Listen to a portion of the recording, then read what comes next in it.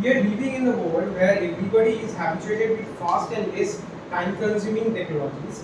In the communication world, we can see that from the year of 1831, when the first electric telegraph was invented, to the year of 2022, where we are living now, is changed hugely. Actually, we have changed using from telephone to mobile phones, means smartphones, and we are changed from using 2G networks to the 5G networks at this time. So this fast and unlimited data transmission is only applicable and only possible due to one of the greatest invention, and that is the optical fiber communication. Good morning, I am BANERJEE and my teammates ARUNIMA, SAMADAAR and ASMITA CHATTERJEE. We are here to present the topic optical fiber communication, and let's check the index to the content which are having introduction of the optical fiber communication, then what is optic fiber, the type of optic fibers, characteristics of optic fibers, parts of the optic fibers, laser, the process of transmission of signal through optic fiber, the total internal reflection, the basic principle of optic fiber, Snell's law, demonstration of internal reflection animated, demonstration of internal reflection practically, through internal reflection in action step index multimode fiber, demonstration and advantages of optic fiber communication and disadvantages, the different rate of data transmission in different types of communication, application of optic fiber communication, fiber optic link around the world, and its contribution, acknowledgement, and the references. And the next part, the introduction, will be continued by my teammate ARUNIMA Samadhaar. Please continue. Good afternoon, respected sir and my dear friends. I am ARUNIMA Samadhaar from ECE Department of MCKV. Thank you, SWAPNENDU, for letting me to introduce the topic fiber optic communication.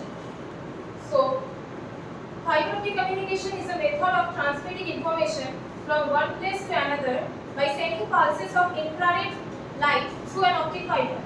The light is a form of a carrier wave that is modulated to carry information.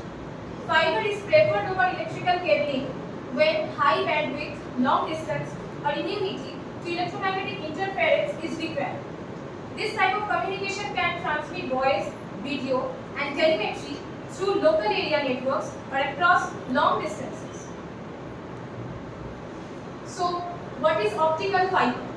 So, optical fiber in common English is a flexible, transparent fiber made by drawing glass fiber, silica, or plastic to a diameter slightly thicker than that of a human hair.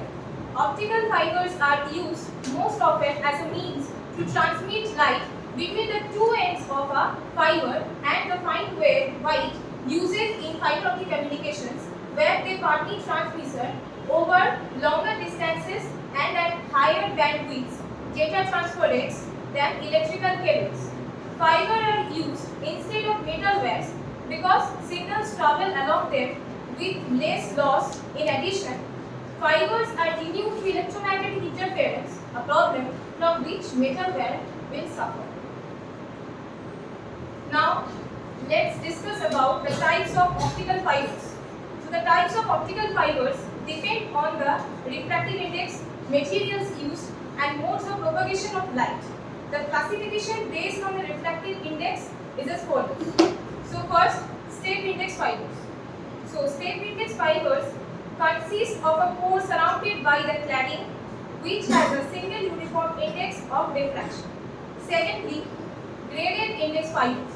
So, the refractive index of optical fiber decreases as the radial distance from the fiber axis increases.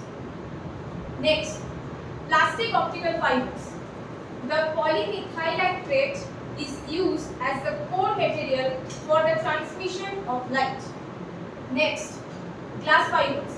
It consists of extremely fine glass fibers, and the classification based on the mode of propagation of light is as follows. This glass fiber is of two types, single mode fiber, and the next one is multi-mode fiber.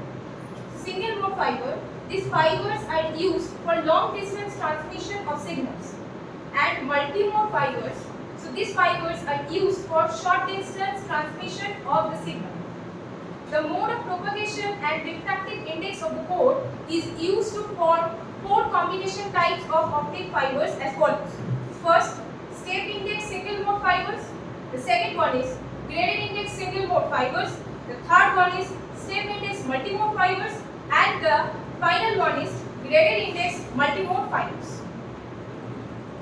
Now, let's talk about the characteristics of optical fiber. So first of all, now let's talk about the bandwidth. So the dispersion of the single light is a good quantity of signal which can be transmitted for every second, which results in high bandwidth for long distances. Secondly, its smaller diameter. The optical fiber cable diameter is approximately 300 micrometers. Thirdly, its less weight. The cable is less weight as compared to copper wire.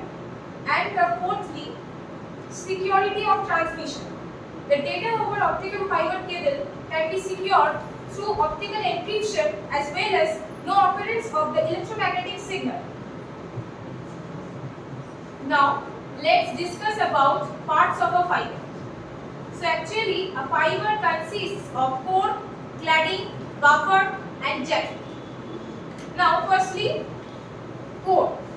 The core of a fiber is a cylinder of the plastic that runs all the fiber cable's length and offers protection by cladding. So, here in the right side of the slide, we can see there is a pictorial representation. So, in the pictorial representation, we can see that the first part, the blue color part, is core, which is of 8 micrometer, and the second one is cladding, which is of yellow color. It is the outer optical material that protects the core. The main function is that it reflects the light back to the core. And the third part is the buffer, which is of the yellow color. The main function of it is to protect the fiber from the damage. And lastly, the outer part is known as the jacket, which is of orange color. Fiber optic cables are available in different colors that can easily make us recognize, know the exact color of the cable we are dealing with. The color yellow clearly signifies a single mode cable and the orange color indicates multi-mode. Now let's talk about the laser. Actually, laser is used in fiber optic communication. So the full form of laser is light amplification by stimulated emission of radiation. Although the physical principle underlying the laser were first explained by Albert Einstein early in this century, it was not until the spring of 1960s that Theodor Maine the properties made a laser ideal for shining light a place from place or place to place overlap, and it was soon proposed that this provided new opportunities to expand the usefulness of optical communication links. Now let's talk about the process of transmission of signals through the optical fiber. So how optical fiber actually works? So in this pictorial representation, we can see that an electrical input signal is now going through the transmitter part, and the transmitter part consists a drive circuit and light source. And after going through the transmitter parts, the electrical signal is converted into the optical signal. And now here is the optical splice is present. And after going through the repeater part, the optical signal will go to the optical amplifier. And the repeater part consists of optical receiver, electronics and optical transmitter.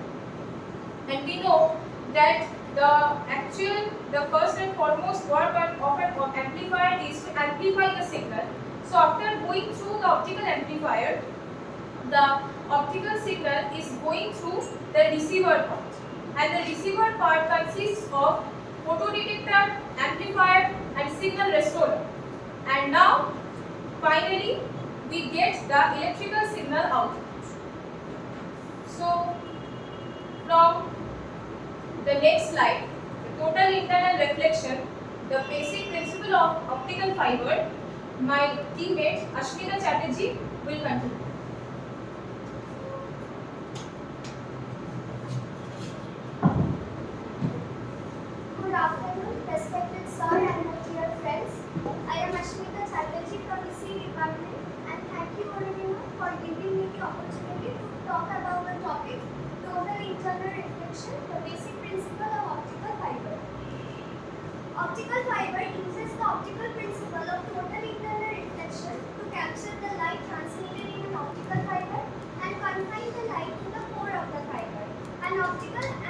see here that the optical fiber consists of three parts: cladding, core and buffer.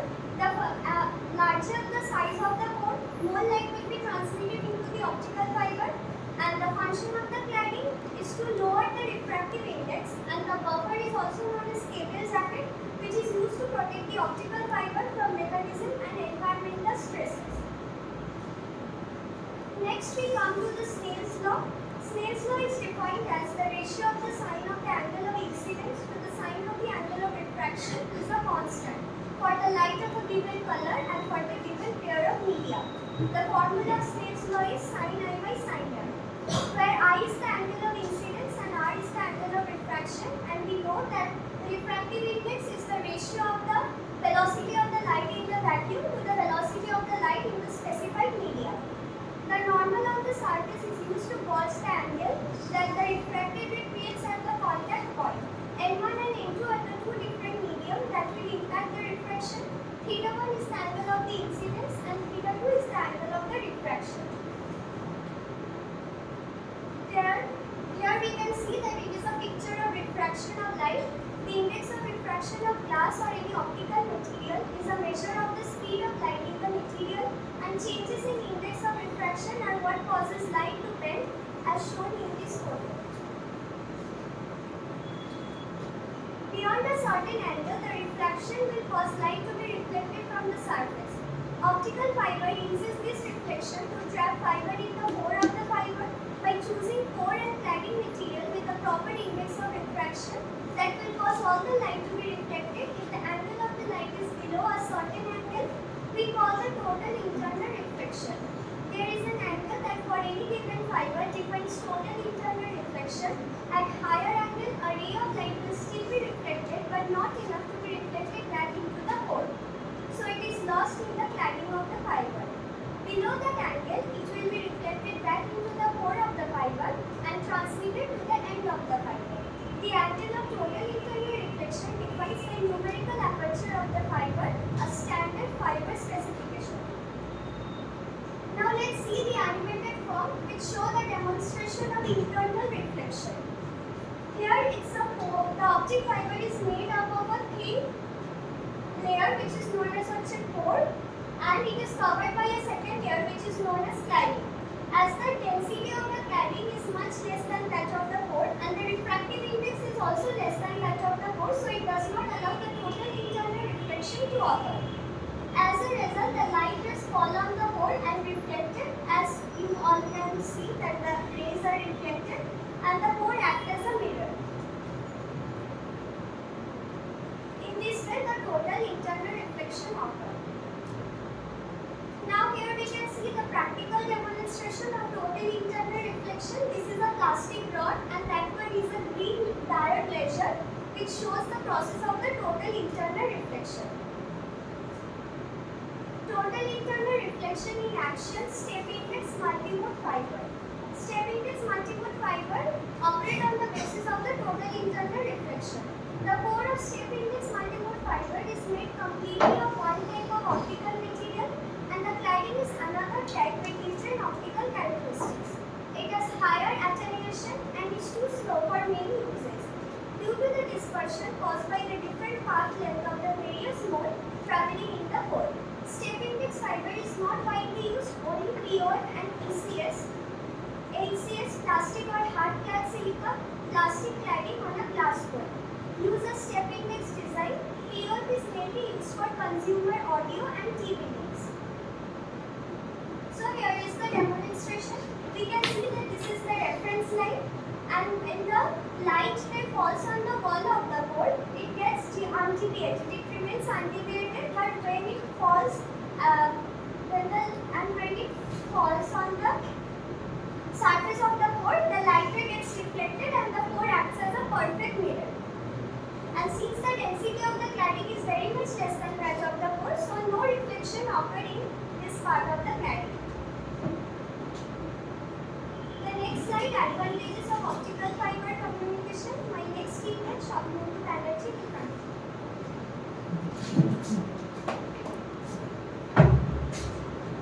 Thank you, Asmita, for letting me to speak about the topic advantage of optical fiber communication. The firstly, the better bandwidth is bandwidth. No other cable-based transmission medium can offer the same bandwidth that fiber does in comparison to copper cable. For example, the volume of data that can be transmitted is far better with fiber. Nextly, greater flexibility compared to the copper cables. Fiber optic cables are thinner and lighter in weight. Fiber can withstand more pressure than copper and less prone to damage and breakage. Fiber is less flexible, can bend easily and resist most corrosive elements that often attack copper cables.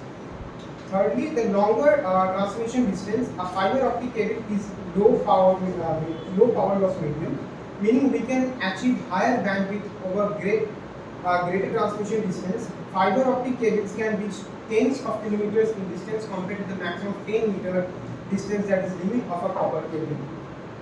Third is the interference. In comparison to other mediums, fiber is extremely resistant to inevitable external electromagnetic interference, which means it has very low rate of beat error.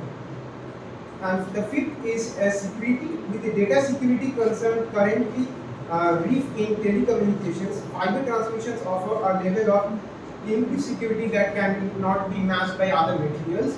This is because there is not way of listening in electromagnetic energy that leaks from the cable. And now the disadvantages of the optical fiber combinations are as follows.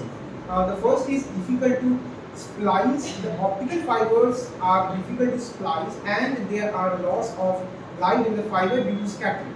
They have limited physical arc of cables. If you bend them too much, they will bend. Second, expensive to install. The optical fibers are more expensive to install and they have to be installed by the specialists. They are not as robust as the wire. Special test equipment is often required to the optical fiber. Third, attenuation and dispersion. With long distance transmission, light will attenuate and disperse, which means additional components such as EDFA, eardrum drop fiber amplifier, and optical repeater device that is used to boost the intensity of optical signals being carried through a fiber optic communication system are required. And now the different rate of data transmission in different types of communications. In fiber optic, we can see up to 10 Gbps, a data transfer rate up to 10 billion per second. In cable connections, we can see up to 25 to 300 megabits Mbps, a data transfer rate up to 300 million bits per second. In digital subscriber line, that is DSL, it's the range between 0.5 to 75 Mbps. And in satellite, we have the range between 5 and 225 Mbps. And the applications of optical fiber communications, we can see in medical lines used as a light guide, imaging tools, and also a laser for surgeries.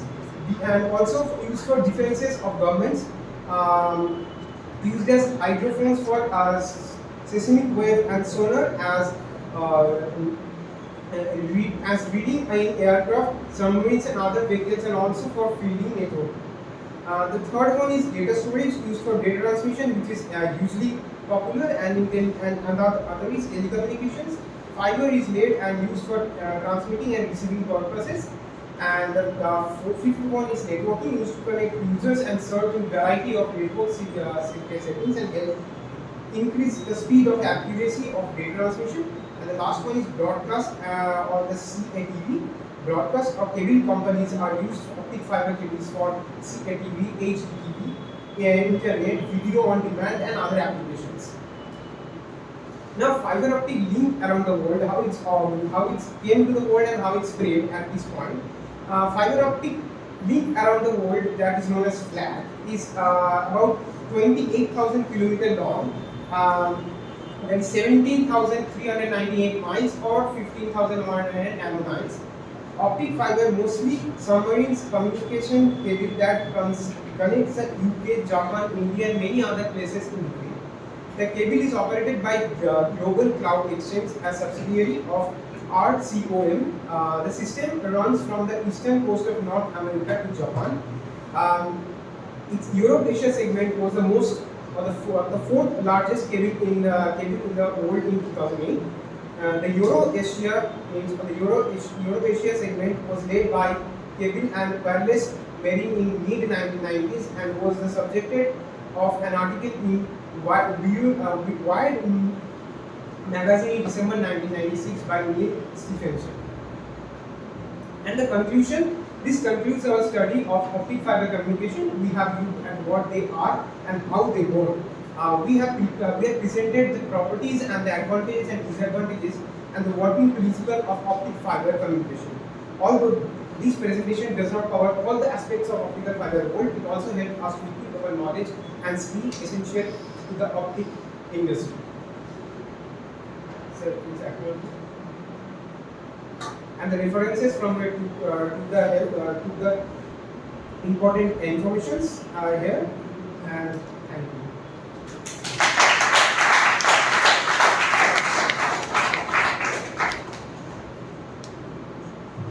Let's see.